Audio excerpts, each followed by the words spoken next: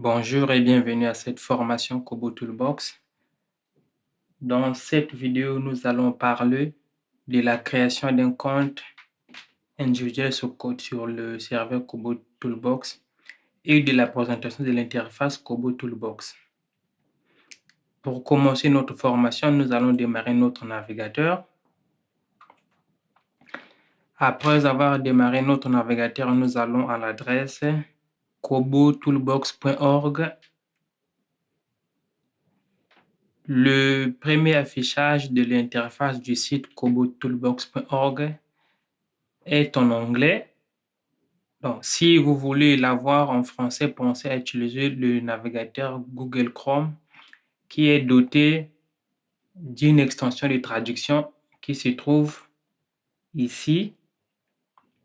Quand je clique ici, je peux traduire cette page en français. Je prends ici « Français ». Et vous voyez ici, j'ai maintenant une interface en français. Étant sur le site de Kobo Toolbox, nous allons cliquer ici sur « S'inscrire ». Je clique dessus. Alors, on descend un peu. Vous voyez, je vais vous présenter les deux serveurs Kobo Toolbox.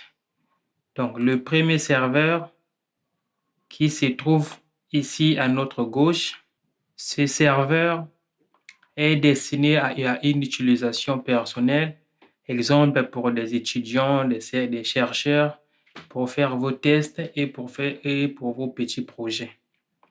Et ce serveur est accessible à l'adresse kf.kobotoolbox.org et le second serveur, c'est ce qui se trouve à notre droite ici. Donc, ce second serveur est destiné aux organisations humanitaires. Et nous, dans notre cas, c'est ce serveur que nous allons utiliser pour créer notre compte. Et ce serveur est accessible via l'adresse kobo.humanitarianresponse.info. Pour commencer à créer notre compte, nous allons cliquer sur ce bouton-ci, créer un compte. Nous voici sur la fenêtre, nous demandons de renseigner nos informations. Donc, on va remplir les champs. Ici, nous avons notre nom. Ici, c'est le nom de notre organisation. Ici, le nom d'utilisateur. Alors, je vais vous rappeler que le nom d'utilisateur ne doit pas avoir des caractères spéciaux ni des lettres majuscules. Et ici, au niveau de l'adresse mail, nous devons renseigner une adresse mail fonctionnelle. Au cas contraire, nous n'allons pas aboutir à la création de notre compte puisque quand on va finir de remplir nos informations, en cliquant sur ce bouton « Créer un compte », nous aurons un mail qui va nous demander d'activer notre compte. Donc, si on renseigne une adresse mail qui n'est pas fonctionnelle, et du coup, ça va poser problème. Je vous laisse remplir et on se retrouve à la prochaine étape. Après avoir cliqué sur le bouton « Créer un compte », nous avons une notification qui nous demande de consulter notre mail pour l'activation de notre compte. Alors, pour ce faire, nous allons dans notre boîte mail. Nous sommes ici dans ma boîte mail. Et ici, vous voyez le lien pour activer notre compte que nous venons de créer. Donc, je vais cliquer dessus pour l'activation de mon compte. Voici le premier affichage de notre compte Kobo Toolbox.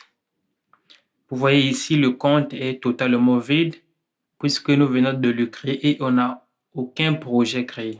Nous avons ici un message nous demandant et commençons par créer votre premier projet. Cliquez sur le bouton nouveau. C'est le bouton que nous avons ici. Donc, je vais vous présenter d'abord l'interface. Nous avons notre profil.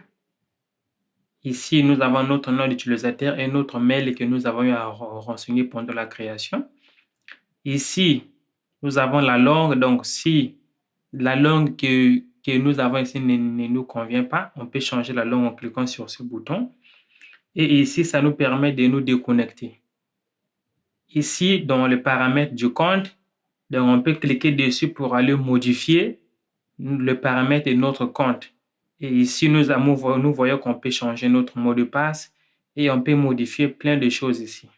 Donc, si je change quelque chose pour valider, je dois cliquer sur sauvegarder les modifications. Alors, je clique sur projet ici pour répartir. Tout à gauche ici, nous avons deux menus. Le premier menu, c'est le menu projet. Et dans le menu projet, nous avons le bouton nouveau. C'est le bouton qui va nous permettre de créer un nouveau projet. Ici, déployer, ça va regrouper tous les projets que nous avons déployés. Et ici, brouillon, c'est pour tous les projets que nous avons créés mais qui ne sont pas encore déployés. Et ici, c'est pour tous les projets que nous avons eu à archiver. Et nous avons le second menu ici, c'est le menu bibliothèque. Ici aussi, nous avons un bouton nouveau qui nous permet de créer une nouvelle bibliothèque. Ici, ça va nous regrouper nos bibliothèques qu'on a eu à créer. Et nous avons ce petit bouton en bas ici, c'est pour avoir de l'aide en ligne sur le site Kobo. Merci d'avoir suivi et bonne suite.